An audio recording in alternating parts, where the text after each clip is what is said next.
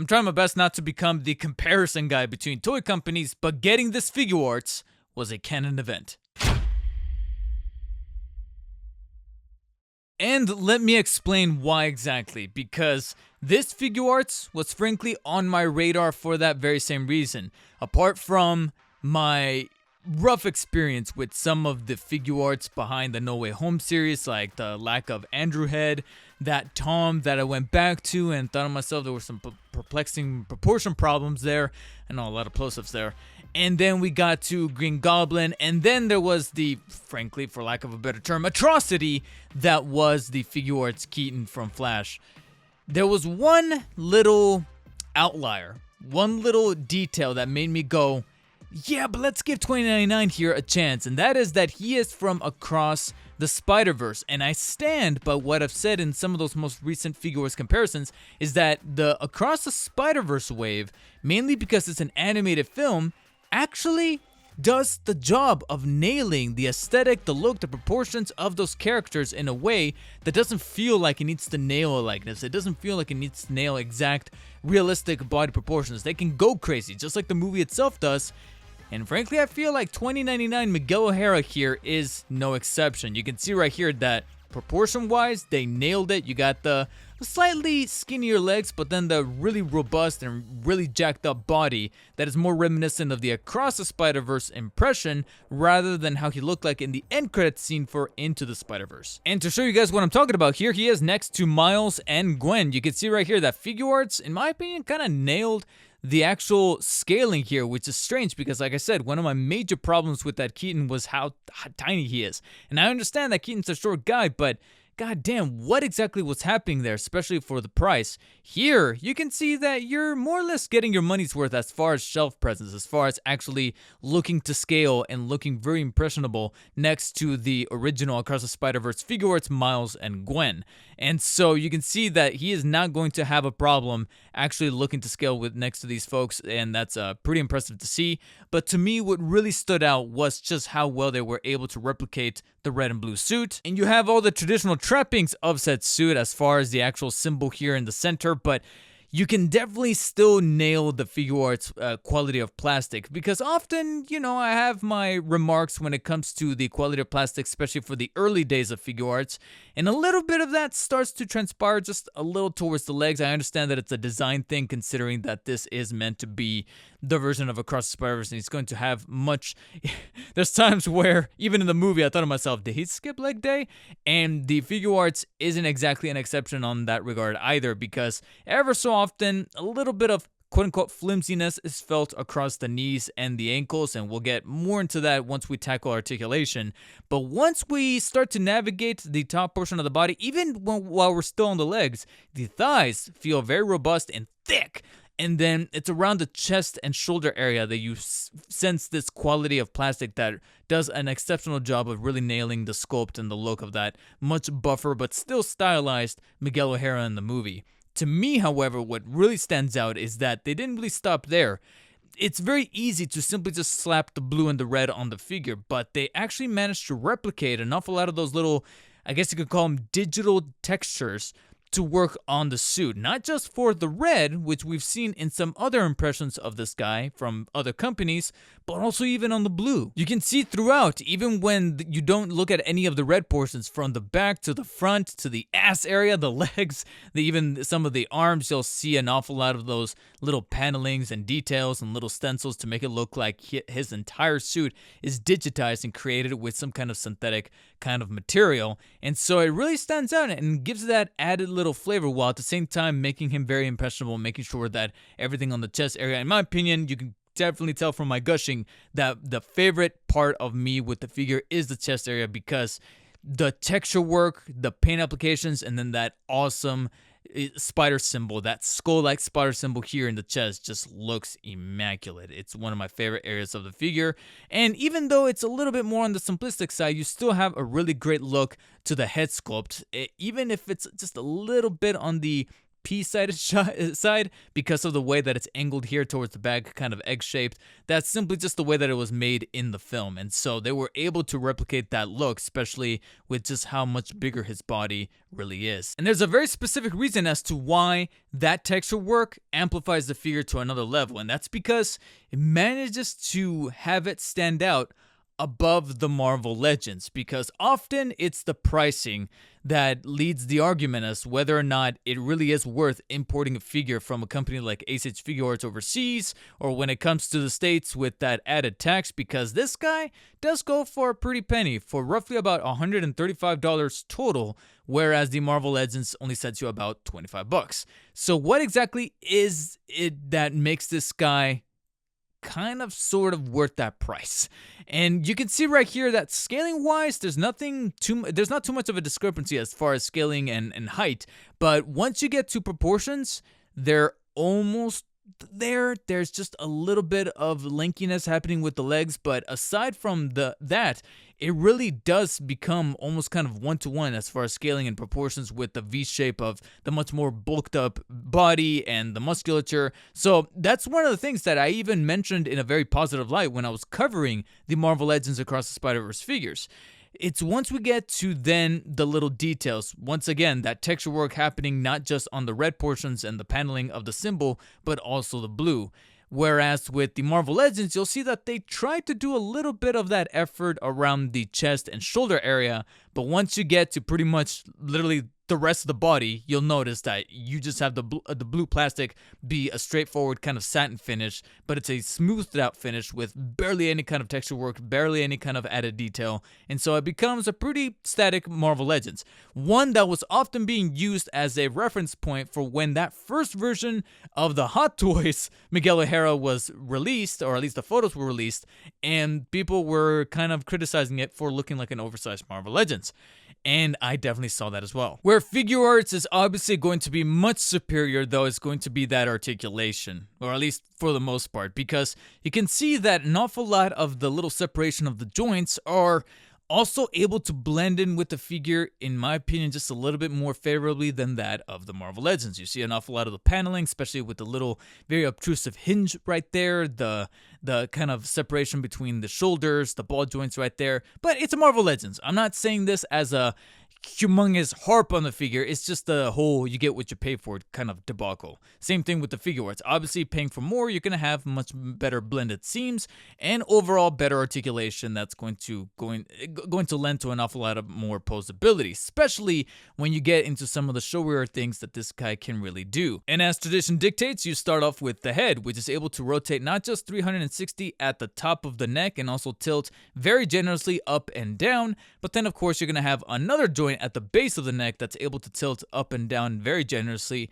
and slightly side to side and kind of wiggle around before it starts to come off. It's probably the only other little discrepancy that I can think of, is that the joint can be a little bit more secure. But at the same time, there's a secondary reason for why that is actually able to be the case. Apart from that, you're also able to pop it firmly into place. It's not the biggest of deals, but it's just something to kind of look out for. Once you get to the shoulders, though, that traditional Figuarts traits start to come back into play, both good and bad, because over here on the right joint, I'm able to demonstrate much more fluidly. You have the ball joint that is able to allow the arm to fully rotate 360 degrees, as well as extend on over to the side, and it's kind of on this rod that allows it to extend even further as you kind of swift it, if you will, or kind of swivel it up and down, so you have a little bit of an additional butterfly effect apart from the actual butterfly joint or swivel piece that you can see kind of flex right there to kind of give him added musculature on the trapezoids he's got going on right there. You know, he definitely doesn't skip shoulders or back as I do. No, I'm kidding. I'm a rail, all right? I'm a stick.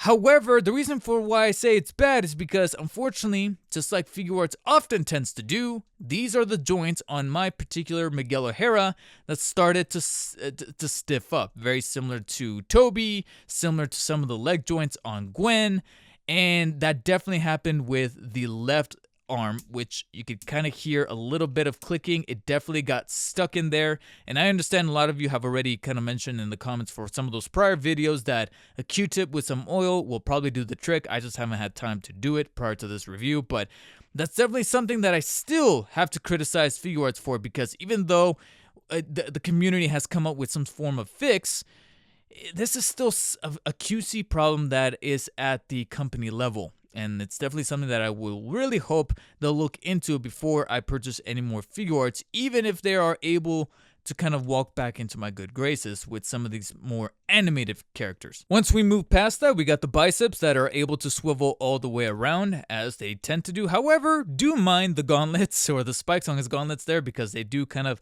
get in the way, very similar to that of the Marvel Legends or practically any Miguel O'Hara character figure, as well as the 2 joints in the elbows that are firmly able to press all the way up, though his bicep is a little on the bigger side, and therefore I personally feel like the joints could have gone a little further if it wasn't sculpted as bulbous as it was, but that's just because of his musculature.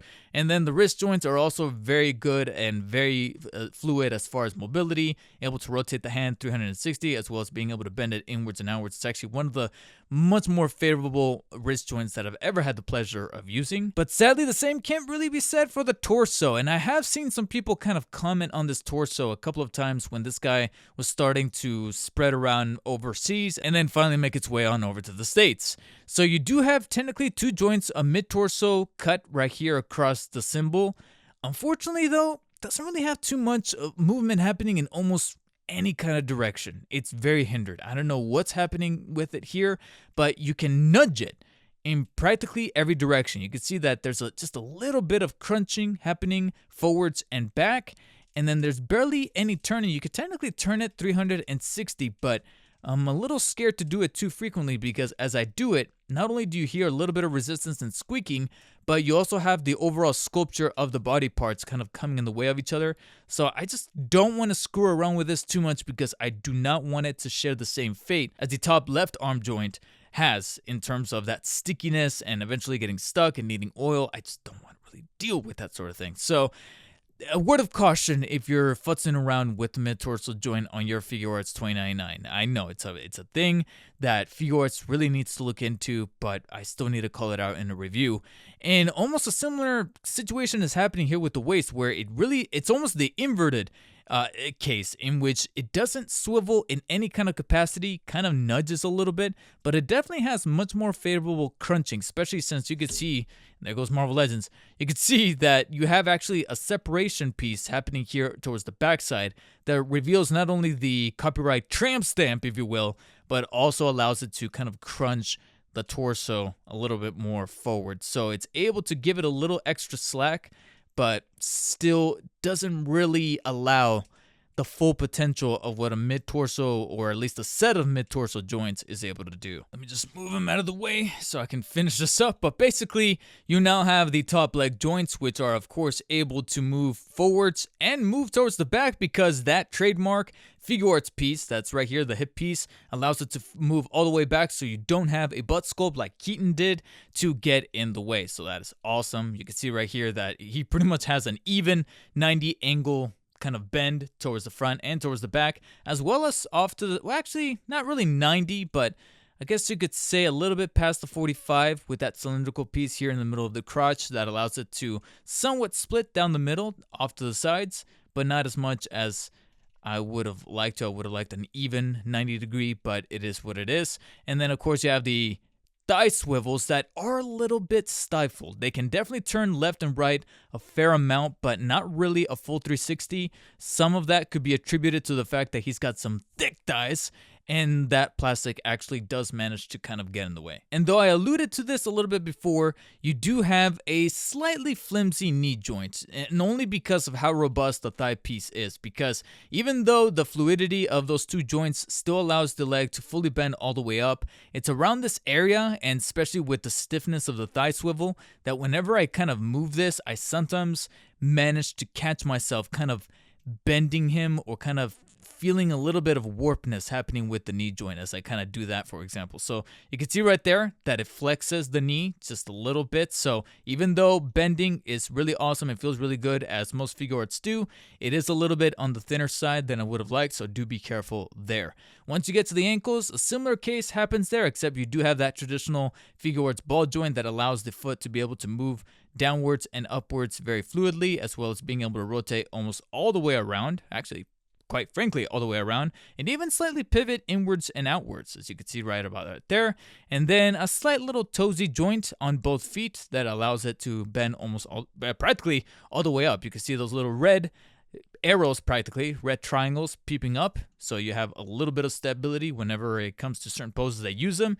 So even though you still have those problems as far as stiffness, as far as QC problems with the stiffness of the joints happening here and there, especially on that arm one that is very disappointing to see, you still have the trademark fluidity, especially with those top leg joints that I always really appreciated for Figuarts. I just wish that they are just so there at being quite almost perfect, at least for me, at nailing what I would love for characters and figures to have as far as articulation is concerned. If they could just figure out this QC problem and figure out exactly why it is that this mid-torso joint is just so stifled. Which is naturally going to happen with an $100+ figure as opposed to the $25 Marvel Legends. Though, playing devil's advocate, this Marvel Legends actually does have just one very superior up on the Figuarts.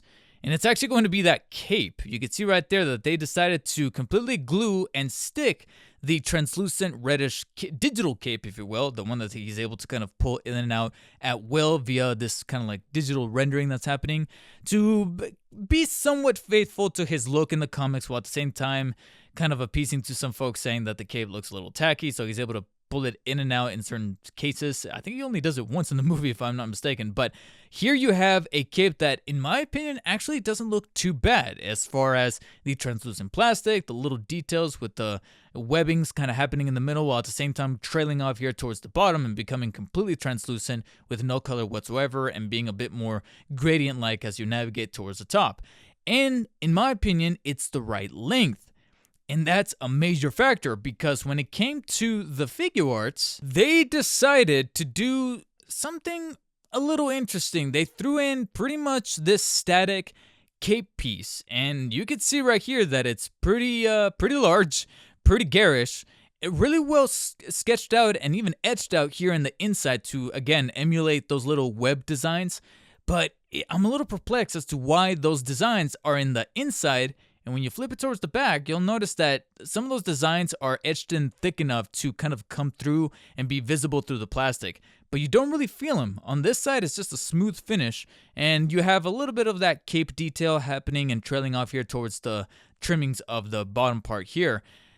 However, it's one giant plastic piece, a hard plastic piece, and not only does that make it completely immalleable and not really posable or flexible in any kind of way, but it also makes me kind of concerned for these pieces to make it look like it's trailing off and kind of ripped apart here towards the bottom trimming of the cape, because these pieces, even though they're hard plastic, okay, I just nudged this one a little bit and I just felt it flex a little bit in a way that I'm like, yeah, I'm not gonna lie, either of these little prongs right here are going to break off at some point while owning this figure. It could be today, it could be within the next few days as I shoot B-roll for this sucker. It could be a few months down the line when I decide to finally move in with my girlfriend and we start displaying our action figures and I try to pose this guy and boom, there it goes. On top of that, I'm going to say something pretty honest right here. It's actually rather long, a little too long. In my opinion, I think this thing should have been a little bit shorter. And to demonstrate that, we have to put this on. To do so, you actually have a peg with a specific arrow-like shape here towards the top. The reason for why it has that specific shape is because when you rotate the Figuarts Miguel O'Hara over here, you'll notice you have that exact shape with this panel right here towards the top. Figuarts, in their good graces, decided to throw in a pry tool so that you can kind of weasel it inside here towards this empty space towards the bottom and simply just poke it and pop it out. And as you can see, you have a slot right there where the cape gets affixed to.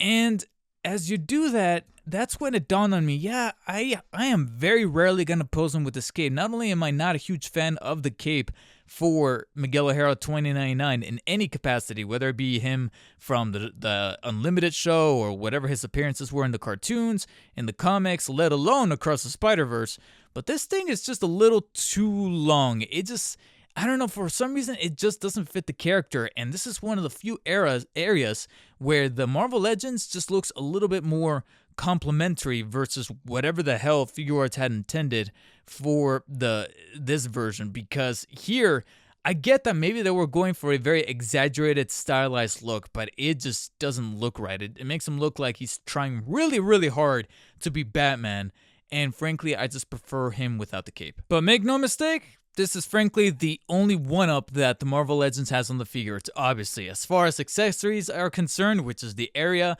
that I like to guzzle a lot with Figuarts, even I have to admit, but it really does become a case of what you're getting paid for, and also still being able to look at Marvel Legends and go, yeah, when exactly do you have to make the choice of actually just budgeting, rationing out the money, and taking what the $25 that you're going to spend on this guy and going towards something like Figuarts, even if we're not speaking specifically about Miguel O'Hara, but the likes of the live-action Spideys that we're going for about 80 or 90 bucks. Where do we draw the line as far as finally moving away from Marvel Legends so that they can realize that you have to match that price with value? Because with Marvel Legends, $25 gets you the figure and 2 additional hands. 2 additional open hands on top of the fisted hands. That is it. What's one of the things that I mentioned in that review once I covered Miguel O'Hara, that really lengthy review where I covered all of the Marvel Legends Across the Spider-Verse figures? Where are web strands, or better yet, where are his clawed hands? Well, Figuarts decided to answer that prayer. Obviously, you can see that he's got the fisted hands on by default, but not only did Figuarts decide to throw in also these open reaching out hands with this slightly kind of articulated gesture that's very specific. It's not just statically open, but also kind of, like I said, extended in a way that looks like he's reaching or he's complementing something. I don't know, he's doing something with them. But he's also got the clawed hands, the very malevolent looking clawed hands that I really wanted this guy to come with. So you can definitely pose him in that very evil, very vampiric look that he's got going on in that original movie once he takes his very antagonistic turn. And so that is awesome that Figuarts decided to throw that in, but it really doesn't stop there. But wait! There's more! You know how I mentioned web strands would have been nice with this guy if they're not going to throw in those extra hands? Well, we also got web strands, or I guess you could call them digital web strands, for the Figuarts Miguel O'Hara. One short, one long, and you can see right there that they're red, and they got this triangular, very, like I said, very digital look to them that is very unique, very impressionistic. I don't know, there's something about them that I'm like, yes, a nice change of pace from your traditional webs, and it's cool to have them have these be swappable and placed inside of the wrist joints once you move the hands about. It's a little interesting that he doesn't go for the unique or the very general kind of gesture to be able to shoot out webs like other spider people do, but at the same time, that's meant for Miguel O'Hara, so that's pretty cool that that's also thrown in there. And while you're swapping out the fists and whatnot, you can also adorn him with his own trans-dimensional device. I can't remember what the exact term for it is, but basically the watch that allows him to jump in between dimensions. So you can see right there. Pretty neat. You know, you obviously got the chrome paint and the little triangular red piece right there with the little dot. Not much as far as detail, but still a little novel addition to be included. Although it gets a little weird because not only did they throw in one for him, they also threw in another very, very, very tiny replica for Gwen Stacy. So it's weird that she didn't come with it. Miguel does. I don't know if that's kind of speaks for Miguel's character, or it's simply just a case of the company forgetting to have tossed one in with Gwen Stacy and her Figuarts counterpart, so they decided to bundle it with Miguel. There's more! And finally, the piece de resistance for me personally, it wouldn't be a Figuarts without an unmasked head sculpt of Miguel O'Hara from Across the Spider-Verse. It's something that I was actually a little bit worried about when I saw some of the early promo photos of the guy before release, because in some of those promo pics, he looked kind of pale, and I'm like, dude, he's supposed to be half Mexican, half Irish, I get it, but he's supposed to have some color to his skin. He's supposed to look, a little bit, a little bit caramelized. And I'm very glad to see that the final product is in fact a much darker skin. You have the right skin tone, the right hair. I don't know about the expression. That's probably the only thing that I would have liked to have changed, something a bit more cynical looking or pessimistic looking. He just looks a little bit too puzzled. It still leans towards that very doubtful kind of expression that he has throughout his appearance in the film, but I would have liked something just a little bit more on the aggressive side. Outside of that, though, they did a remarkable job of replicating the actual look that he has got in the movie. Very stylized with the eyebrows, the eyes, the grimace on his face, the musculature, or not really musculature, but the cheekbones, etc. And it's very well articulated. The only little nitpick that I have, and to demonstrate it, let's go ahead and give it the old swapperoo, is that upon putting it on, which is very easy to do, and swap it on and place it on his neck joint, is it just me, or is it just a little bit tiny? It's just a little floaty happening there on the top part of his unmasked neck piece that they decided to also throw in, which is very appreciative, but there's something kind of funky looking about said neck joint that is either a little too long or the head is just a little too small. I'm almost certain that it's the neck. I don't think it's the head, because if anything, the hair actually makes the head look a little bit bigger than even the masked head sculpt. So I'm going to toss it up with the neck, that it just makes the head look a little bit more bulbous, floaty, especially when you look him down from the head to, at the very least, chest and shoulders. And it does look a little disproportionate. But apart from that, once you get him to some poses, those traditional Figuarts poses that start to take advantage of the articulation, take advantage of some of the accessories, not only does he become a looker, not only does he become fun to play around with and even shoot B-roll for the review, but also you take into account everything here and then everything that is included, including some of the accessories that may not be the most favored by myself, including this very, obtrusive cape, in my opinion. But still, take all of this into consideration for $130 to $135 versus $25 over here, but then you're getting the traditional stuff that you've already kind of settled for. I'm not saying one is right or wrong over the other. I'm just simply saying it's time to think. It's time to really have a dialogue and a discussion. That's mainly what these comparisons are for. I'm not saying that you are in the wrong for going for Marvel Legends, because trust me, I know how times are right now. $25 versus $135 for a figure that's only just a few millimeters taller, but then you get additional other stuff. And then at the end of the day, I understand this is plastic. When it comes to groceries, food, livelihood versus getting action figures, I understand where priorities lie. I'm simply just utilizing this format, this platform, to say that when does a company become so complacent with just delivering the same old, but then the price becomes a little higher? And I'm not saying that Marvel Legends is the only one doing so. I'm looking at you, McFarlane. I love you, but seeing some of those sets becoming exclusive to the MTS store or McFarlane Toy Store and becoming kind of getting close to that $40 range, I'm like, all right.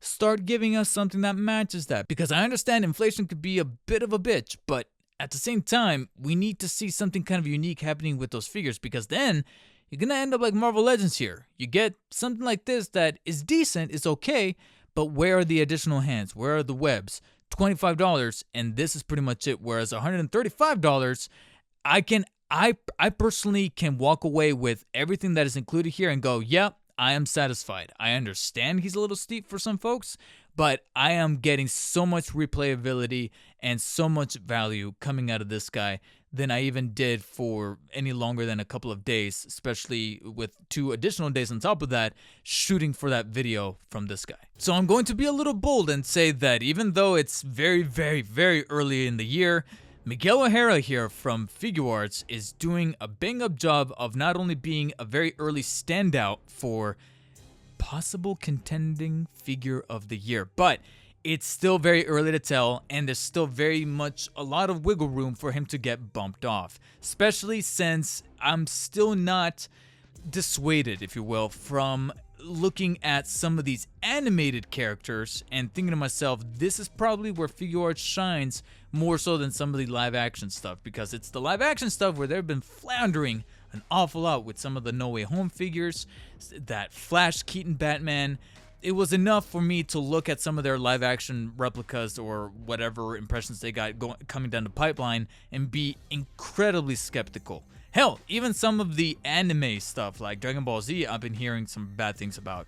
But I can honestly say that they've been a little bit on a streak with their Across the Spider-Verse wave. A little bit of a shame that he didn't come with a base like Gwen or Miles did, but still, he came with an awful lot to make the purchase worth it. And it's because of that I'm going to be giving him a very low but still admirable 9 out of 10. And yet I still recognize that he's pretty steep and you can't really go terribly wrong should you come across this guy again. I know he's a little tough to come across, whether it be Amazon, Target, online, or in store, but $25 is still not the worst deal for this guy. I'm just talking about what it speaks for as far as the company it comes out of, because I feel pretty comfortable with what Figuarts was able to pump out with their Miguel O'Hara that makes him a standout in 2024 thus far. But what do you guys think? What do you think between this debate, this comparison? It's all for the cause of creating a dialogue, and I want to hear said dialogue in the comment section below. If you guys enjoyed the comparison, hit the thumbs up button. If you did not, hit the thumbs down. And as I always tell you guys to do, stay humble, and I'll see you guys later.